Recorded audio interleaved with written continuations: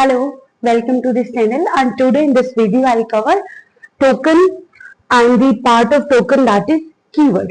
Last video में मैंने basic explanation आपको दी थी कि टोकन कितने टाइप के होते हैं। उसके अंदर कीवर्ड्स आते हैं, आइडेंटिफायर्स आते हैं, लिटरल्स आते हैं, पंक्चुएटर्स आते हैं, सेपरेटर्स आते हैं, ऑपरेटर्स आते हैं, स्ट्रिंग भी कुछ हद तक पार्ट है, बट वो ज्यादा करके C++ में, ना कि C लैंग्वेज के अंदर। So today I will focus on keywords mainly. So first एक बार रिवाइज करा देती हूँ, what is token. Token is the smallest unit of any programming language. जब भी हम लोग किसी भी प्रोग्रामिंग लैंग्वेज में कोई प्रोग्राम लिखते हैं तो उसकी जो स्मॉलेस्ट यूनिट है उसको हम लोग बोलते हैं क्या, टोकन। हमारे पास में टोकन का एक कल शॉर्ट फॉर्म मैंने बताई थी, KILPO, so that is KILPO.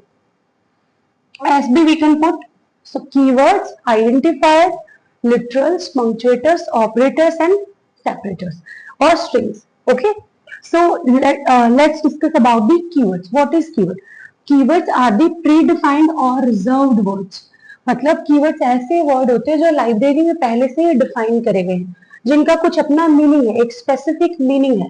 अगर हम उन जो कीवर्ड्स हैं उनको हम लोग कहीं और यूज नहीं कर सकते, उनको वहीं पर यूज करा जाएगा और उसी मीनिंग के साथ में यूज करा जाएगा जो उसका ऑलरेडी पहले से ही सी की लाइब्रेरी में डिसाइड है। कल के क्लास में मैंने एक्सप्लेन भी किया था कि C is a modular language. Modular means what, C की अपनी खुद की लाइब्रेरी है जिसके अंदर ये कुछ स्पेसिफिक कीवर्ड्स जो मैंने यहाँ पर लिखे हैं ये उसने पहले से ही मेंशन कर रखे हैं विद सम स्पेसिफिक मीनिंग।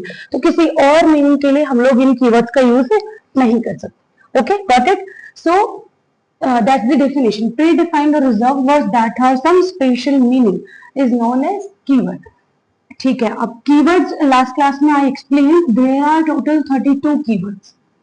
उन 32 कीवर्ड्स को मैंने कैटेगरी वाइज यहाँ पर एक्सप्लेन किया है। जैसे फॉर एग्जाम्पल ये पहली कैटेगरी है डेटा टाइप कीवर्ड्स की। डेटा टाइप का मतलब क्या है, जब भी हम लोग किसी टाइप का डेटा लेते हैं तो हमें वो बताते हैं कि ये जो डेटा है वो हमारा इंटीजर है, वो फ्लोट है, वो कैरेक्टर है, वो स्ट्रिंग है, वो डबल है। तो डेटा का टाइप बताने के लिए हम लोग कीवर्ड्स का यूज करते हैं। तो उसमें ये कीवर्ड्स हैं जैसे कैर हो गया, int, float, double, void, short, long, signed, unsigned. इन सब के बारे में one by one I will explain everything with an example. इन सारे डेटा टाइप्स को हम लोग सी लैंग्वेज के प्रोग्राम लिखने में यूज में लेते हैं। तो फर्स्ट कैटेगरी क्या हुई, डेटा टाइप कीवर्ड्स कि जो भी डेटा हम लोग प्रोग्राम लिखने के लिए काम में लेते हैं उस डेटा का हमें टाइप बताना होता है कि वो डेटा किस टाइप का है। तो उसके लिए हमारे पास में ये स्पेसिफिक कीवर्ड्स हैं, इनकी पर्टिकुलर साइज रहती है। तो ये सारी चीजें हम एक्सप्लेन करेंगे आगे फर्दर वीडियोस में। नेक्स्ट है कंट्रोल फ्लो कीवर्ड्स। नॉर्मली हमें पता है कि C is a procedural programming language. Procedural programming से क्या मतलब है, suppose there are 4 lines of code, तो ये step by step first line, second, third, fourth, इस तरीके से।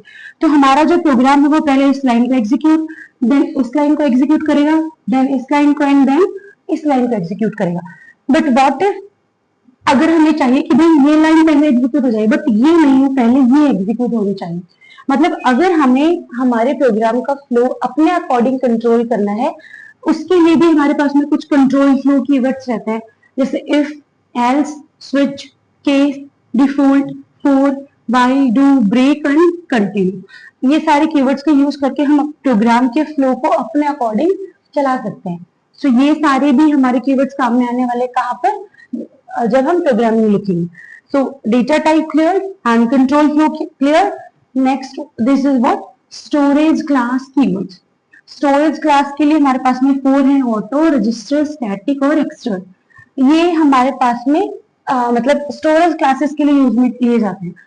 सी लैंग्वेज के अंदर पहले से स्टोरेज क्लासेस हैं तो उनमें हम लोग यूज करते हैं, जैसे ऑटो लगा दिया, रजिस्टर लगा दिया, स्टैटिक लगा दिया, किसी भी वेरिएबल से पहले, किसी भी फंक्शन से पहले। तो उसका एक स्पेसिफिक मीनिंग होता है, वो क्या मीनिंग होता है I explain later on. Next is type qualifier. Type qualifier का क्या मतलब है कि अगर हमने कोई वेरिएबल बना दिया, डेटा हमने ले लिया कि भाई x इक्वल्स टू 10। अगर मैं चाहती हूँ कि ये जो x के अंदर 10 ही रहे, इस x की वैल्यू चेंज ना हो, so for that I will use const.